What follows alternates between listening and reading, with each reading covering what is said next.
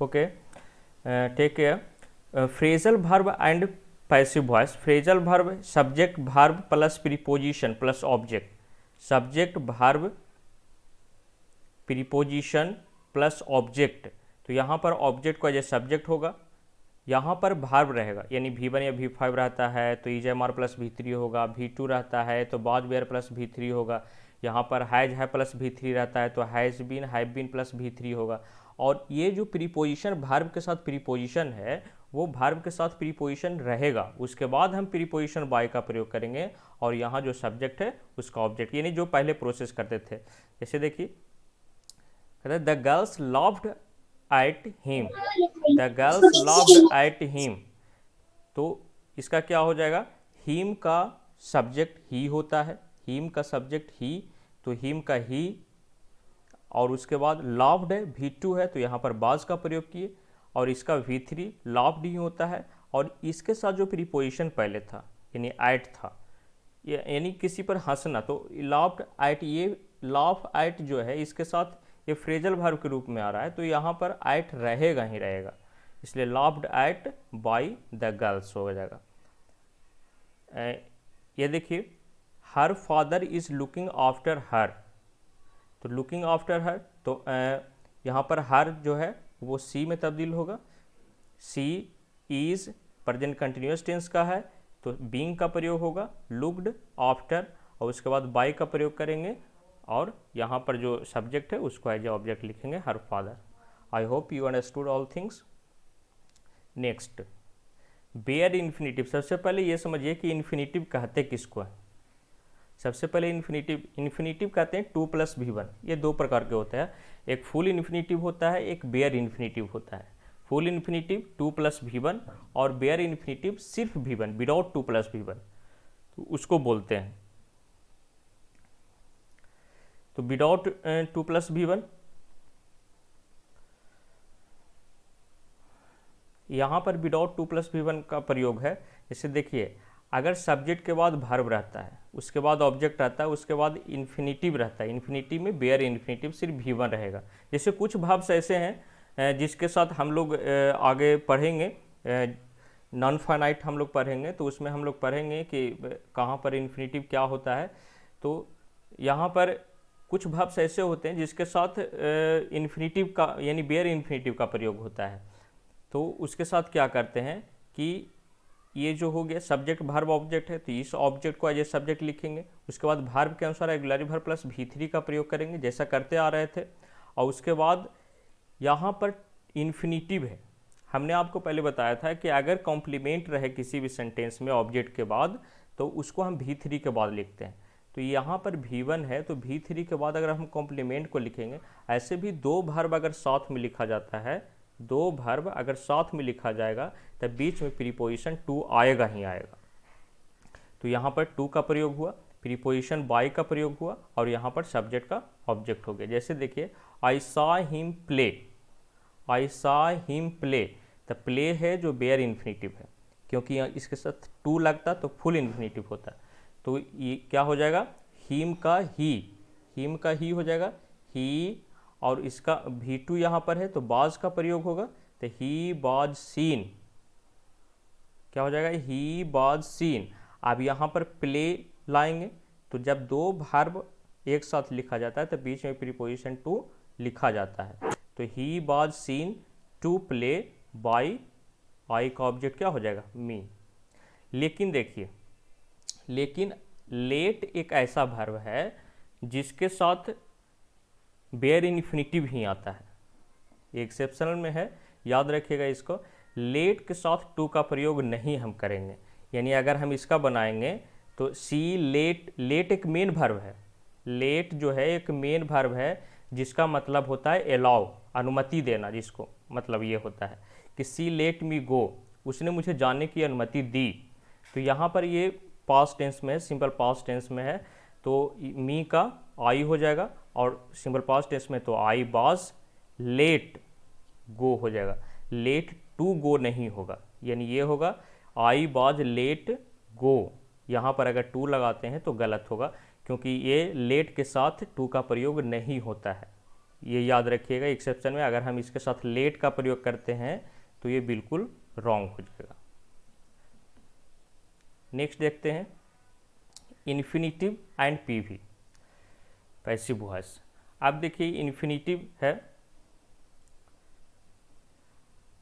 इसका स्ट्रक्चर है subject plus auxiliary verb plus to plus V1 plus object. उसमें जो मैंने दिया है इसमें मिसलेनियस है, मिसलेनियस में आपको इसका बनाना है। तो इसमें क्या करते हैं, इसमें भी वही प्रोसेस है, सेम प्रोसेस है, सिर्फ इसमें टू प्लस V1 जो जुड़ गया है यानी इन्फिनिटिव, उसी के बारे में हमको ध्यान देना है।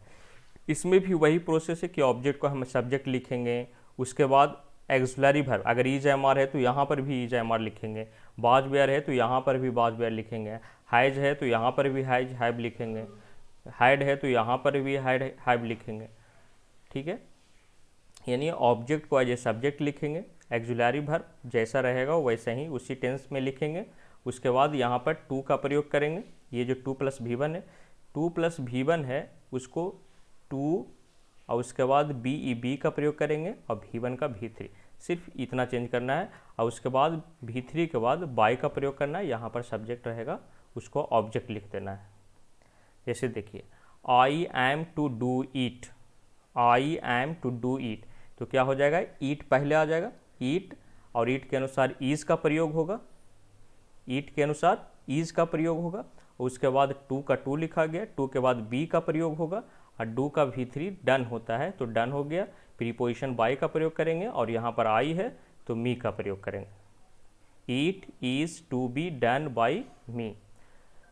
इसका देखिए कि he has to do this work, तो क्या हो जाएगा, दिस वर्क आगे हो जाएगा, दिस वर्क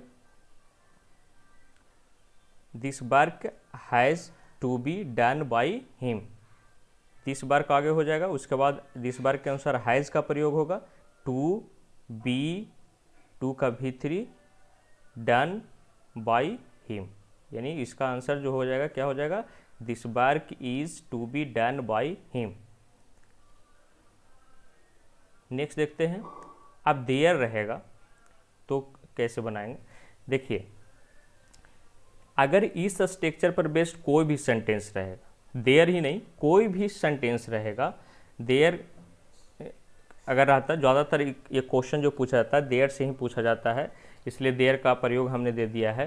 लेकिन अगर इस फॉर्म पर, इस स्ट्रक्चर पर अगर कोई भी सेंटेंस रहेगा तो इसी तरह से बनेगा कि अगर देयर आता है plus regularly verb plus non plus to plus V1, then you have to write the same there and you have to also copy auxiliary verb and after that you have to write noun.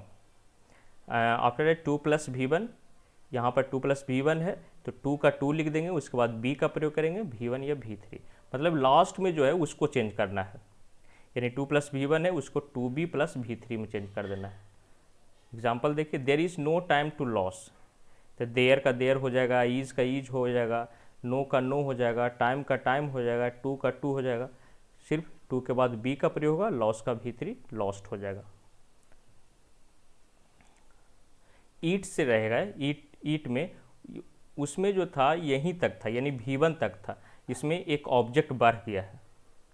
There वाले में आपने देखा होगा कि सिर्फ V1 तक है, तो इसमें ऑब्जेक्ट बढ़ गया है, तो क्या होगा, देखिए ईट का ईट लिख देंगे, एक्सुलरी वर्ब लिख देंगे, नॉन रहेगा तो नॉन लिख देंगे, उसके बाद फॉर का प्रयोग करेंगे और यहाँ पर फॉर के बाद ऑब्जेक्ट का प्रयोग करेंगे, फॉर के बाद ऑब्जेक्ट का प्रयोग करेंगे और उसके बाद यहाँ पर 2 प्लस V1 है तो 2B plus V3, 2B plus V3। देखिए एग्जाम्पल समझते हैं, जैसे it is time to take exercise, तो ईट इज़ टाइम यहाँ तक लिख देंगे। अब यहाँ पर फॉर का प्रयोग करेंगे, ये जो फॉर दिया हुआ है नॉन के बाद फॉर का प्रयोग करते हैं पैसिव वॉइस में, तो it is time for exercise है, ये एक्सरसाइज है, उसको ऑब्जेक्ट यहाँ पर लिखेंगे, फॉर के बाद लिखेंगे it is time for exercise, 2 plus V1 है तो 2B टेकन हो जाएगा। ये आप अगर कोई बता सकते हैं तो बताइए, it is time to play cricket, it is time to play cricket, what will be the answer of this question? कोई बता सकते हैं?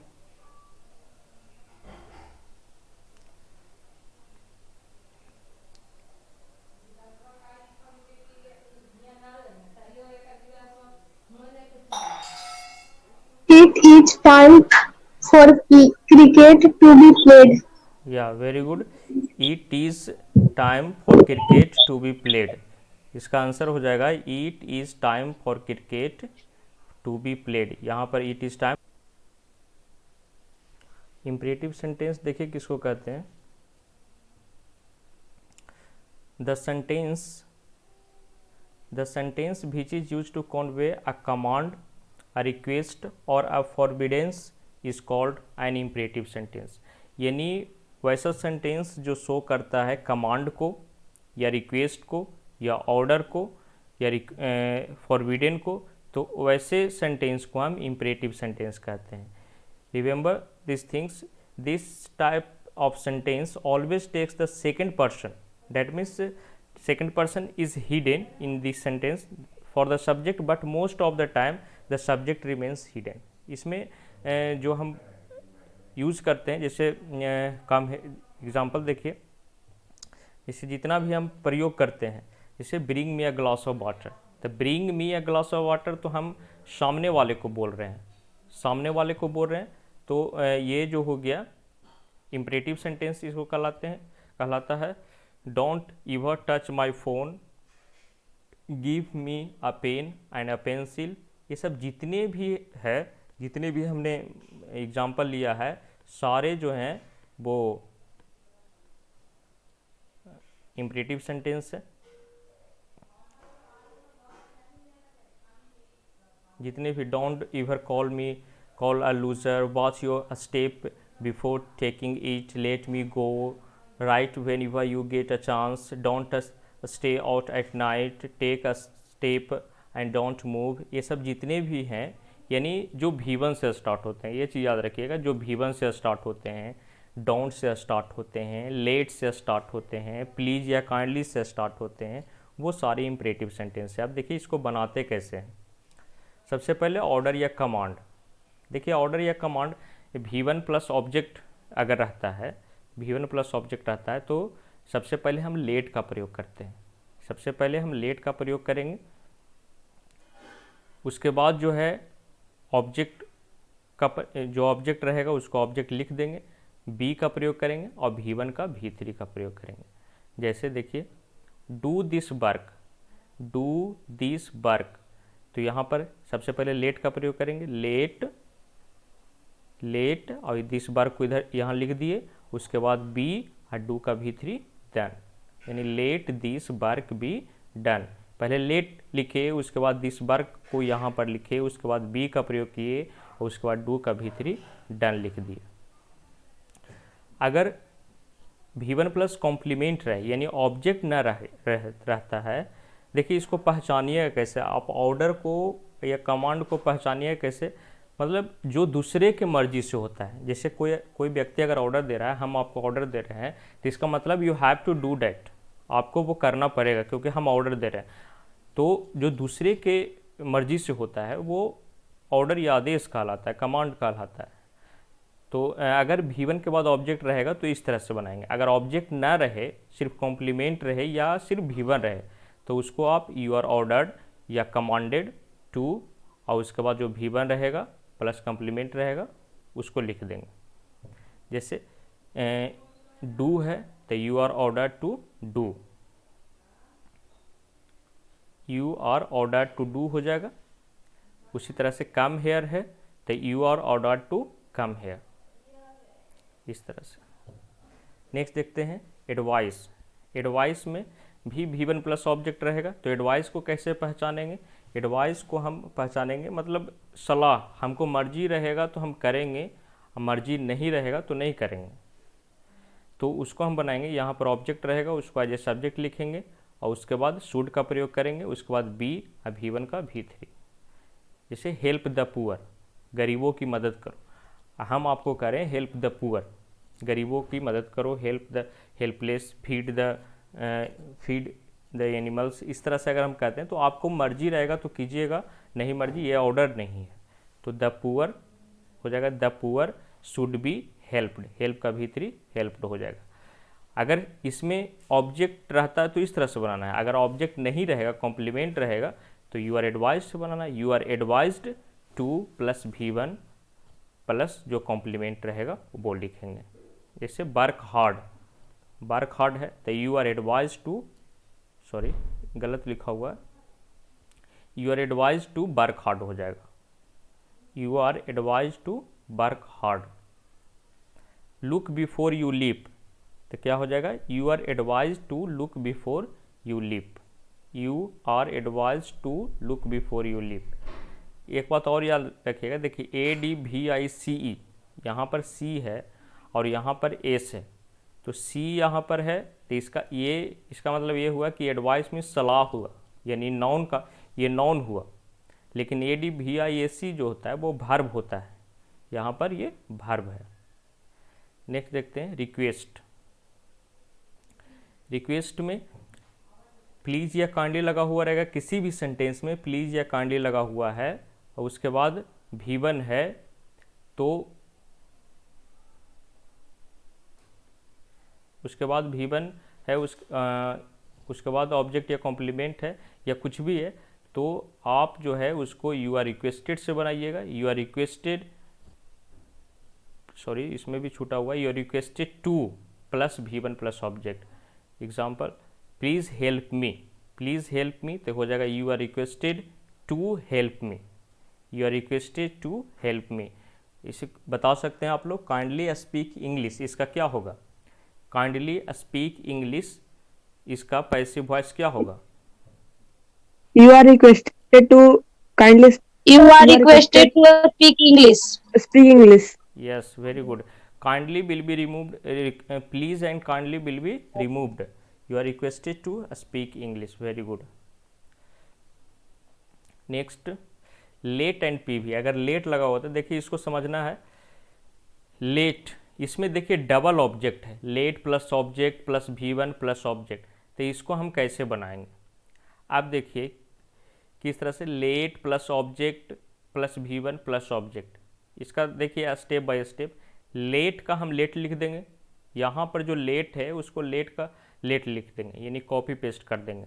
उसके बाद यहाँ पर जो ऑब्जेक्ट है, यहाँ पर जो ऑब्जेक्ट है यहाँ पर ले आएंगे, ठीक है, यहाँ पर जो ऑब्जेक्ट है ये यहाँ पर ले आएंगे, इस ऑब्जेक्ट को यहाँ लिखेंगे।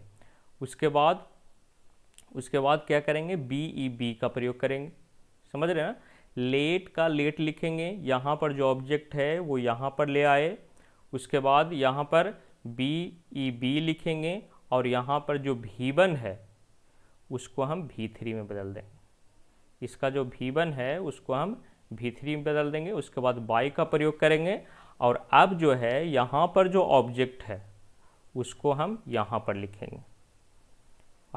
I hope you understood all the things। Example समझते हैं।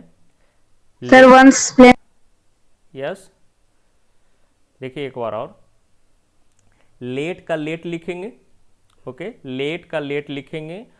उसके बाद जो है ये जो ऑब्जेक्ट है, यानी लास्ट वाला जो ऑब्जेक्ट रहेगा उसको हम लेट के बाद लिखेंगे, यानी लास्ट वाला जो ऑब्जेक्ट है उसको हम लेट के बाद लिखेंगे। उसके बाद BEB का प्रयोग करेंगे, उसके बाद V1 का V3, उसके बाद बाई का प्रयोग करेंगे और यहाँ पर जो ऑब्जेक्ट है, सॉरी V1 का V3 का प्रयोग करेंगे, उसके बाद बाई का प्रयोग करेंगे और यहाँ पर जो ऑब्जेक्ट है जो लास्ट में दे देंगे, यानी एजेंट के रूप में वही का प्रयोग करेंगे। जैसे देखिए let him do this work, तो यहाँ पर लेट का लेट लिखेंगे, लेट का लेट लिख दिए, दिस वर्क लिख दिए, उसके बाद बी का प्रयोग किए, डू का V3 डन होता है तो V3 डन लिख दिए, उसके बाद बाई का प्रयोग किए और उसके बाद हिम का हिम लिख दिए। Then I hope you understand all the things. तो इसका बताइए, सॉरी एक और है, लेट प्लस, देखिए इसमें डबल ऑब्जेक्ट था, इसमें डबल ऑब्जेक्ट था तो हम इस तरह से बनाए, लेकिन जिसमें सिंगल ऑब्जेक्ट रहेगा तो उसको हम दूसरे तरीके से बनाएंगे। उसका जिसमें सिंगल ऑब्जेक्ट रहेगा, late plus object plus V1, तो इट इज़ सजेस्टेड डैट, यहाँ पर जो ऑब्जेक्ट रहेगा उसको हम एज ए सब्जेक्ट लिखेंगे, यहाँ पर जो ऑब्जेक्ट रहेगा उसको हम एज ए सब्जेक्ट लिखेंगे और उसके बाद शुड का प्रयोग करेंगे और यहाँ पर जो V1 रहेगा V1 का V1 ही लिखाएगा, यहाँ पर V3 नहीं होगा, ये V1 का V1 का V1 ही लिखाएगा, यानी it is suggested that object को सब्जेक्ट के रूप में, उसके बाद शुड का प्रयोग करेंगे, उसके बाद V1 का प्रयोग करेंगे। एग्जाम्पल लेट अस डांस, तो क्या हो जाएगा, it is suggested that, S का सब्जेक्ट बी हो गया, पी शुड का प्रयोग करेंगे और उसके बाद डांस का डांस लिख देंगे। लेट अस डांस मतलब it is suggested that we should dance. Next देखते हैं, अब देखिए क्लॉज से रिलेटेड, क्लॉज से रिलेटेड है, इसको देखिए समझिए।